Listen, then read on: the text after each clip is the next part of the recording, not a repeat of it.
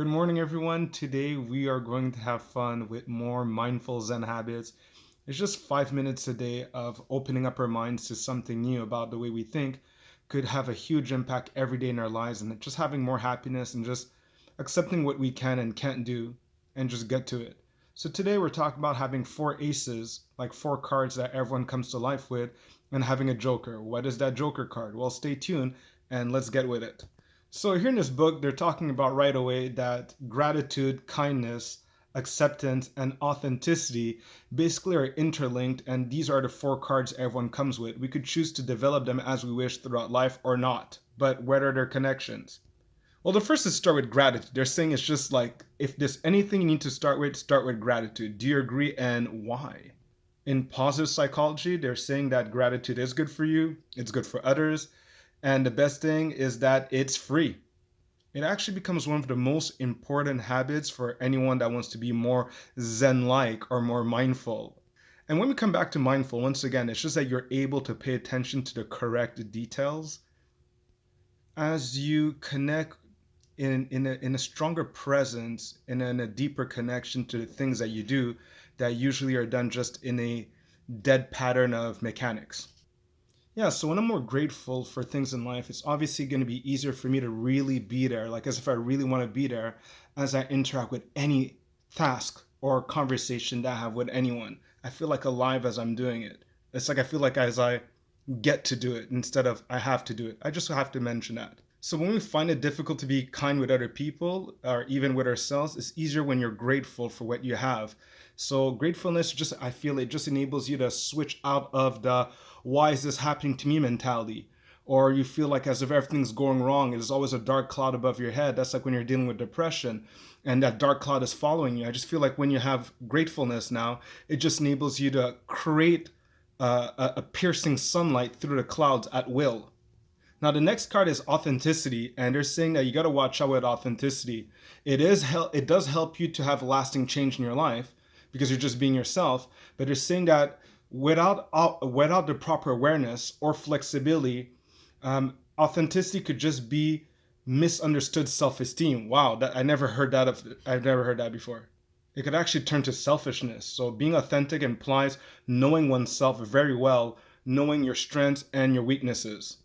Yeah, and it's actually connecting to a form of acceptance. They're saying that it is being aware that everything changes and that everything must change to be able to flow with the times. So it's like a form of adaptation. That's very interesting. I've never heard of that before. I have to mention that one more time.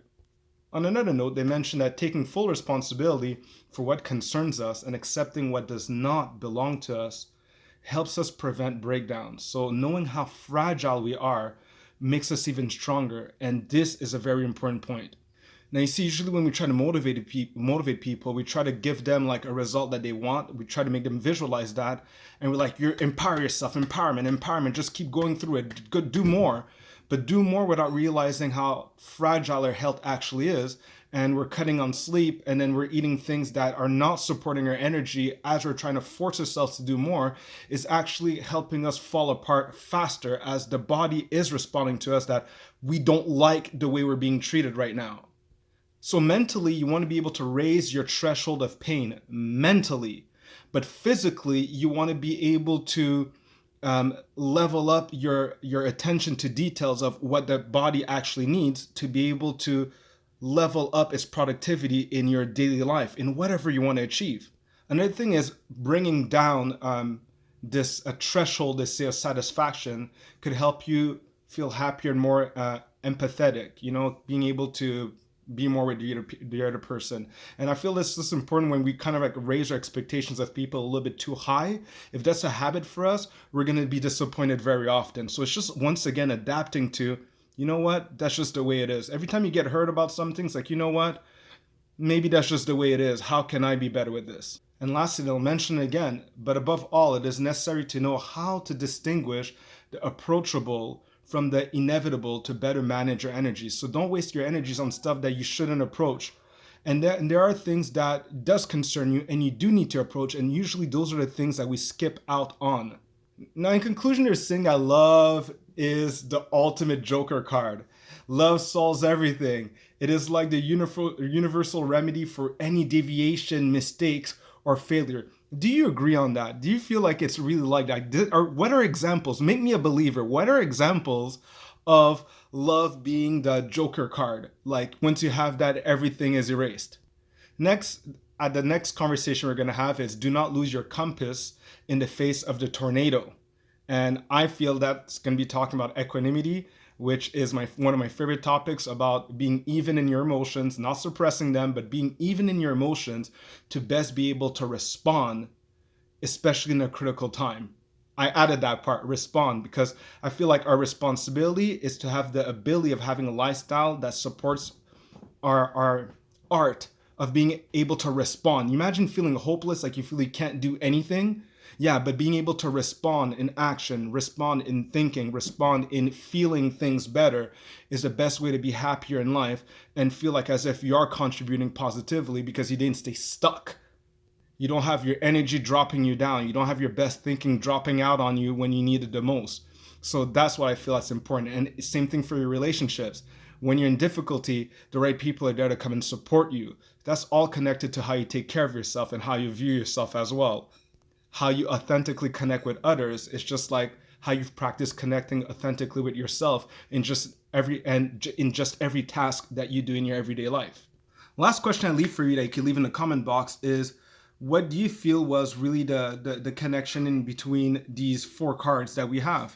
Do you feel that they're really all connected? And do you feel like there's things like if we don't have love, maybe they all fall apart? Yeah, maybe love is important because I'm telling you what, when I feel betrayed, that's one of the things that triggers me the most. And this guy has a problem right now in peeing where he's not supposed to pee.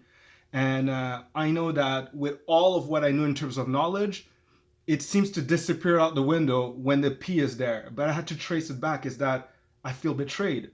But I feel betrayed. Obviously, my feelings are not at the right place. I'm grateful that he has helped me in tough times. I'm happy and kind to him all the time. He's been so kind to me. I've accepted that, look, what can I do, what I can't do? I could choose to practice love. And I guess that does come back. And it's about being authentic. I know he's being authentic. There's nothing you can do about it. I could try to see things from his perspectives, which are clearly not mine. But it's hard to ask him what he's going through his life, right? But that's what happens. That's the reality. When we get hurt is the times where everything that we know falls apart. And that's what I'm trying to say. Responsibility is to use the trigger of what hurts us to be at our best instead. And if we practice that, we have more opportunities to bounce back at our best than to have the best of us fly out the window when we need it the most. And it does help us to stop taking things personally and assuming the worst that's always in our mind. So having that love and positive attitude enables us to kind of see the best in other people, even when it's not all there at that present moment. So everyone, I wish you a wonderful day. And once again, what is love? You know, and why does it matter so much? Make me more of a believer. Have an amazing day until next time.